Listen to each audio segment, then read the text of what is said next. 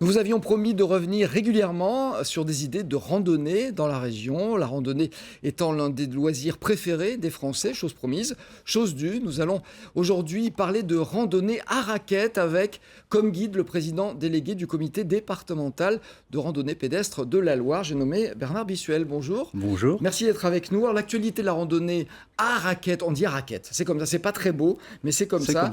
C'est samedi à Chalmazel dans la Loire, c'est donc la 7e édition de la Rando Raquette des Jasseries. On va en parler dans un instant. Mais on va s'intéresser tout d'abord à la discipline elle-même. La randonnée à raquettes, c'est destiné à qui, à quel public? Est-ce que c'est tous âges, toutes conditions physiques ou pas? Alors, c'est à peu près tous âges, oui. On peut aussi bien faire cela en famille qu'un peu plus âgé. Régulièrement, on voit des personnes de 70-80 ans avec des raquettes aux pieds. Il n'y a pas de souci. Même si c'est un peu physique quand même. Voilà. Par contre, il faut le faire en étant en bonne condition physique. Ouais. Alors, la randonnée, c'est avant tout quand même du matériel. Parce que sans matériel, on ne fait rien. Vous avez apporté ces raquettes. Donc ça, c'est la base de l'activité. Voilà, en fait, il faut élargir un petit peu ses semelles si on veut pas trop s'enfoncer. Dans la poudreuse. Tout à fait. Enfin, c'est pas le cas en ce moment, il n'y a pas de poudreuse. Hein. Ça va pas tarder. Pas trop. Oui, mais on vous avait annoncé tout à l'heure un petit peu de neige, oui. Donc ça devrait être bien.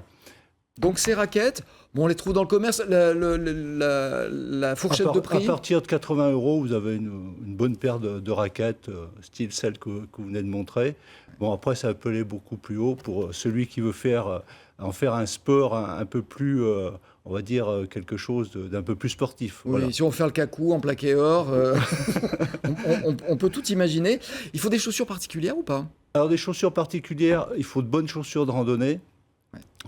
Qui ne prennent pas l'eau, et puis qui soient respirantes, c'est bien.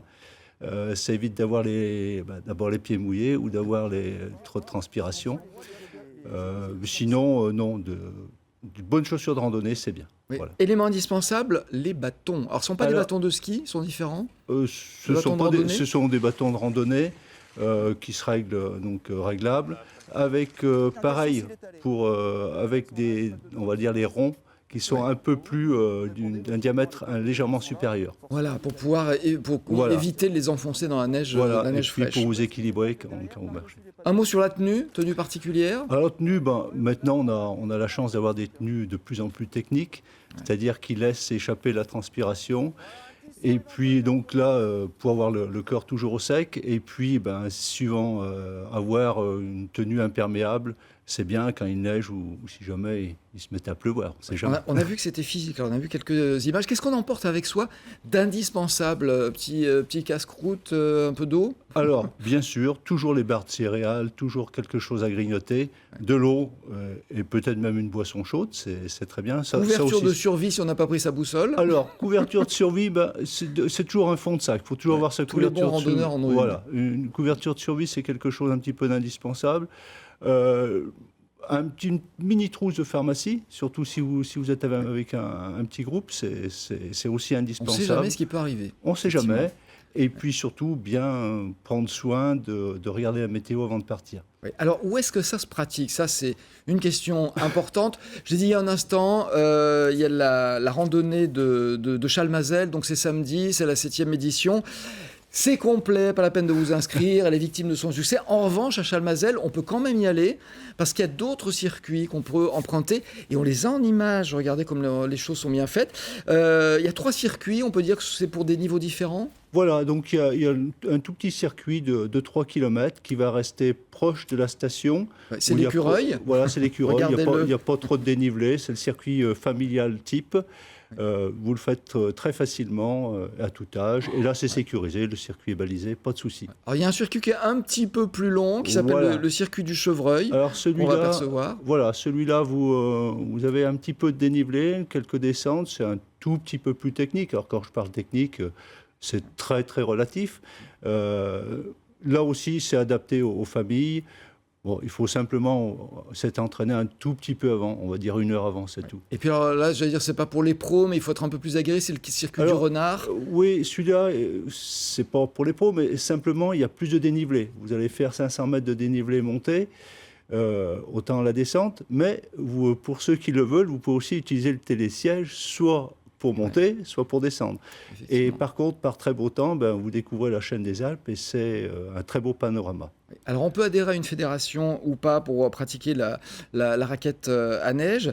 Des règles importantes, c'est le respect des autres disciplines. Tout à fait. Alors, quand vous dites qu'on peut adhérer à une fédération, c'est bien d'avoir sa licence de Fédération française de randonnée pédestre. D'abord parce que vous avez aussi des formations en milieu enneigé, donc qui peuvent vous aider justement à éviter de gros problèmes. Alors, c'est sûr que la sécurité est quelque chose de primordial. Si vous avez fait un beau circuit dans les Alpes en été, c'est pas pour cela que vous allez le faire dans les mêmes conditions en hiver, parce qu'avec l'enneigement, il vous sera difficile de vous repérer déjà. Ensuite, il peut y avoir des dangers, c'est-à-dire qu'il peut y avoir le risque d'avalanche, certes, mais il peut aussi y avoir une plaque avant. Et le beau paysage que vous alliez voir en été, vous étiez sur un rocher là, et c'est de la neige, et ça peut s'effondrer. Et puis, il peut y avoir des trous qui sont masqués ou des ruisseaux. Donc, si vous voulez aller en montagne, il est mieux de vous faire accompagner par quelqu'un du terrain qui va vous guider, qui va vous éviter de tomber dans des pièges. Et puis sinon, alors autour de toutes les stations maintenant, puisque ça s'est vraiment beaucoup démocratisé, les raquettes, il y a des circuits balisés permanents, comme celui qu'on vient de décrire de Chalmazel. Et là, pour le coup, vous partez en toute sécurité parce que, quand même en faisant attention à la météo. Il faut toujours faire attention en pleine nature. Et en respectant bien le balisage, mais normalement, vous n'avez pas de problème. Alors, là aussi, vous l'avez dit, attention aux autres usagers. Quand vous traversez une piste de ski de fond, par exemple, il est bien de lever vos raquettes pour ne pas effacer les traces. Au lieu d'aller pétiner. Un dernier mot, justement, je l'ai dit, 7e rando raquette des Jasseries, c'est à Chalmazel dans la Loire. Oui. Elle va accueillir 800 participants, on l'a dit. C'est complet. Ce qui est intéressant, c'est le principe de cette randonnée. On peut dire que c'est une randonnée campagnarde. C'est quoi ? Voilà, alors... le principe de la randonnée campagnarde, déjà cette randonnée est organisée par le comité départemental de la Loire en coopération avec l'association des bons pieds de Chalmazel et aidée également par le département de la Loire. Les randos campagnardes, c'est une marque qui a été déposée par le comité départemental de la Loire. Donc c'est une randonnée clé en main. C'est-à-dire que vous partez, vous êtes pris en charge dès votre arrivée, vous avez le petit déjeuner qui est offert, ensuite vous suivez un circuit balisé pour cette journée, vous avez des ravitaillements très copieux et à l'arrivée, vous avez même le patia. Et ça permet de découvrir les produits locaux. Tout à fait. Merci beaucoup. Merci Bernard Bicheux. Mais vous reviendrez nous parler de randonnée, parce que c'est vrai que c'est un sujet qui passionne tout le monde. Tout à fait.